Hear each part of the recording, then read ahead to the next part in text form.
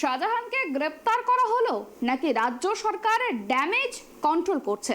সন্দেশখালীর জনগণ ন্যায় পাবে কি? এই ধরনের বহু বাস্তবিক প্রশ্নের তীর রাজ্য সরকারের দিকে ছুড়লেন নওশাদ সিদ্দিকী। শুনবো তিনি কি বলেছেন।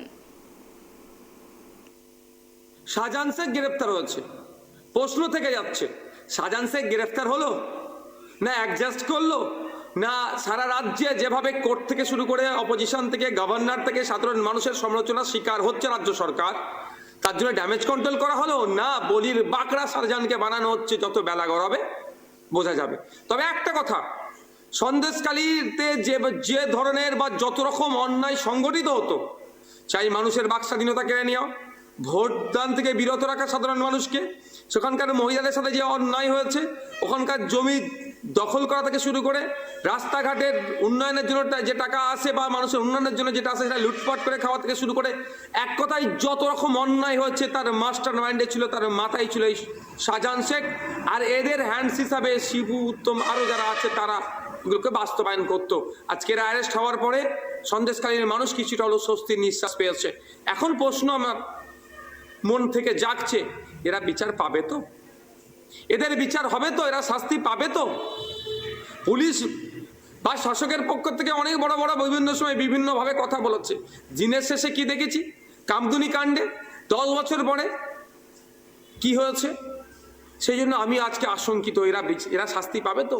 কারণ এরা যে অন্যায় করেছে এদের বাইরে থাকা এক মুহূর্ত ছিল না। যে 54-55 দিন এরা বাইরে ছিল, ইডির মাথা ফাটানোর পর থেকে এদের জন্য অনেক বেশি দিন ছিল। তবে একটা কথা, শাহজাহান শেখ তো মমতা ব্যানার্জির শাসন আমলে জেলের মধ্যে যাচ্ছে।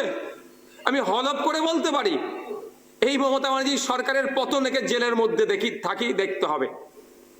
এর কোনো ক্ষমা করার জায়গা নেই। এরা যেভাবে অন্যায় করেছে সাধারণ মানুষের সাথে, এদের 1 ইঞ্চি অন্যায়দেরকে বরদাস্ত করা যায় না, ক্ষমার এরা যোগ্য নয়। তবে একটা কথা, আরো যে সমস্ত শাহজাহান টাইপস আছেন, শিবু উত্তম টাইপস আছেন, তারা সতর্ক হন।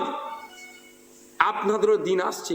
আপনারা মানুষের সাথে 2021-এর পর এবং 21-এর আগেও, ভোটের আগে ভোটের পরে যে অন্যায় করেছেন, অনেকের নটোরিয়াস ক্রিমিনাল লিস্টের নাম আছে, অনেকে বাড়ি ভাঙচুর করেছেন, জেসিবি দিয়ে বাড়ি ভাঙচুর করেছেন, লোকের জমিকে জেসিবি দিয়ে খনন করে পুকুর বানিয়ে দিয়েছেন, মহিলাদের সাথে অন্যায় করেছেন, শাসকের আছেন বলে সেই ক্ষমতার দম্ভ দেখিয়ে অনেক অন্যায় করেছেন।